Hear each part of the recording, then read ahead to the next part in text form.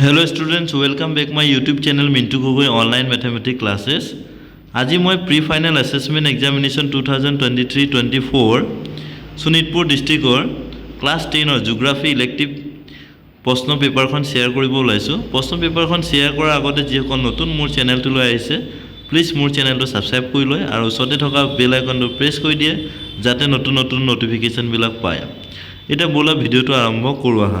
এইটো 1 নম্বৰটোত দিছে শুদ্ধটোটো বাছি ওলোৱা, চুজ দ্য কাৰেক্ট এনচাৰ। ইয়াৰ 8টা লিখিব লাগিব, 8টাত 1 মাৰ্কছ কৰি আছে। এইটো এ নম্বৰ। তলত দিয়া কোনটো হিমবাহে সৃষ্টি কৰা ক্ষয়জনিত অৱয়ব? অপশ্যন এ দিছে এস্কাৰ, ড্ৰেমলিন, শংকু আৰু কেম।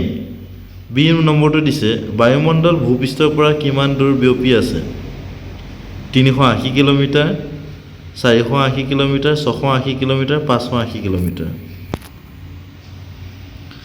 চি নম্বৰটো বৰ্তমান পৃথিৱীয়ে সন্মুখীন হোৱা আটাইতকৈ ডাঙৰ পাৰিৱেশিক সমস্যাটো হৈছে 1 নম্বৰটো নিৰ্বনীকৰণ, 2 নম্বৰটো বনজুই, 3 নম্বৰটো আগ্নেয়গিৰি উদগীৰণ, 4 নম্বৰটো গোলকীয় উত্তাপ বৃদ্ধি। ডি নম্বৰটো দিছে চেলভা অৰণ্য অৱস্থিত। অপশ্যন এ মৌচুমী অঞ্চল, 2 নম্বৰ ক্ৰান্তীয় তৃণভূমি অঞ্চল, 3 নম্বৰ নিৰক্ষীয় অঞ্চল, 4 নম্বৰ শীতল মেৰু অঞ্চল। ই নম্বৰটো দিছে তলৰ কোনটো অঞ্চল আমেৰিকা যুক্তৰাষ্ট্ৰৰ বৃহৎ হ্ৰদ অঞ্চল অৱস্থিত? 1 নম্বৰ অপশ্যন দিছে আপেলেচিয়ান উচ্চভূমি অঞ্চল, 2 নম্বৰটো মধ্য সমভূমি অঞ্চল, 3 নম্বৰটো ৰকি পাৰ্বত্য অঞ্চল, 4 নম্বৰটো কেলিফৰ্ণিয়া উপকূলীয় অঞ্চল। 1 নম্বৰটো দিছে কোনটো সমভূমি অঞ্চলটো? 1 নম্বৰ হাইকাইডো অঞ্চল, 2 নম্বৰ মধ্য জাপান অঞ্চল, 3 নম্বৰ উত্তৰ পূব জাপান অঞ্চল আৰু 4 নম্বৰটো দক্ষিণ পশ্চিম জাপান অঞ্চল। জি নম্বৰটো দিছে ভাৰতবৰ্ষৰ স্থলসীমাৰ দৈৰ্ঘ্য হ'ল 1 number option 18,400 kilometre, 2 number 16,800 kilometre, 3 number 15,200 kilometre, 4 number 13,200 kilometre.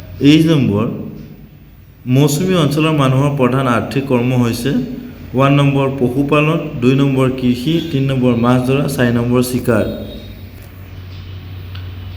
2 নম্বৰটো দিছে ভূ আকৃতিক বিজ্ঞান মানে কি? 3 নম্বৰটো হিমবাহে সৃষ্টি কৰা অৱক্ষেপজনিত অৱয়ব এটাৰ নাম লিখা। 4 নম্বৰটো আভ্যন্তৰীণ প্ৰক্ৰিয়া এটা উদাহৰণ দিয়া। 5 নম্বৰ পৰিৱেশ ভূগোলৰ সংজ্ঞা দিয়া। 6 নম্বৰটো জীৱাশ্ম ইন্ধন এটা উদাহৰণ দিয়া। 7 নম্বৰটো জাপানৰ এটা উদ্যোগ অঞ্চলৰ নাম লিখা।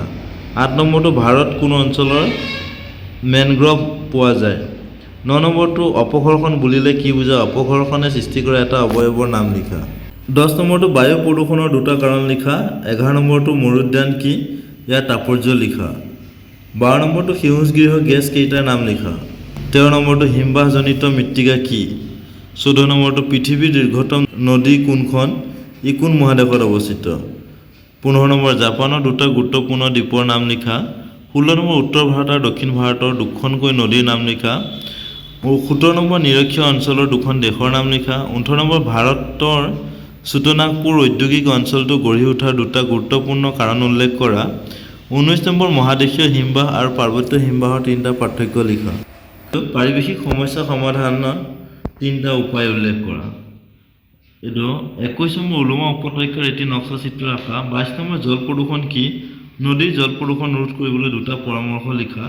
23 নম্বৰ প্ৰাকৃতিক অঞ্চল কি? উচ্চ পাৰ্বত্য অঞ্চলৰ 2টা বৈশিষ্ট্য লিখা।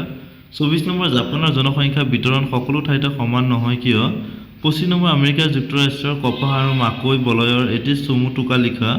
26 নম্বৰ ভূমধ্য সাগৰীয় অঞ্চলৰ জলবায়ুৰ 3টা বিশেষ বৈশিষ্ট্য লিখা। 27 নম্বৰ ভাৰতবৰ্ষৰ দক্ষিণাত্য মালভূমিৰ বিষয়ে চমু বিৱৰণ দিয়া। 28 নম্বৰ বতাহৰ কাৰ্যসমূহ কি কি? বতাহৰ ফলত সৃষ্টি হোৱা যিকোনো এটা অৱয়ৱৰ চিত্ৰ আঁকি বৰ্ণনা কৰা। 29 নম্বৰ নিৰ্বনীকৰণ কি? ইয়াৰ 3টা ফলাফল উল্লেখ কৰা। 30 নম্বৰ গোলকীয় উত্তাপ কি? ইয়াৰ ফলত হ'ব পৰা সমস্যাবোৰৰ বিষয়ে লিখা। 31 নম্বৰ ভাৰতবৰ্ষৰ কৃষি অঞ্চলৰ বিষয়ে আলোচনা কৰা। 32 নম্বৰ আমেৰিকা যুক্তৰাষ্ট্ৰৰ আলপেচিয়ান উচ্চভূমি অঞ্চলৰ অৰ্থনৈতিক তাৎপৰ্য সম্পৰ্কে আলোচনা কৰা। 33 নম্বৰ ভাৰতবৰ্ষৰ এখন আৰ্হি মানচিত্ৰ অকাৰ তলত দিয়াবোৰ যিকোনো 4টা বহুৱা। নৰ্মদা নদী, আৰাৱলী পৰ্বত, চেন্নাই, ডিব্ৰুগড়, সুন্দৰবন। 34 নম্বৰ ভাৰতবৰ্ষৰ জলবায়ুৰ 4টা বৈশিষ্ট্য লিখা। আমেৰিকা যুক্তৰাষ্ট্ৰৰ প্ৰধান ঔদ্যোগিক অঞ্চল কেইটা কি কি? যিকোনো এটা ঔদ্যোগিক অঞ্চলৰ বিষয়ে ব্যাখ্যা কৰা এইখিনিয়ে 2023-24ত অহা প্ৰি ফাইনেলৰ জিঅ'গ্ৰাফিৰ কুৱেশ্যন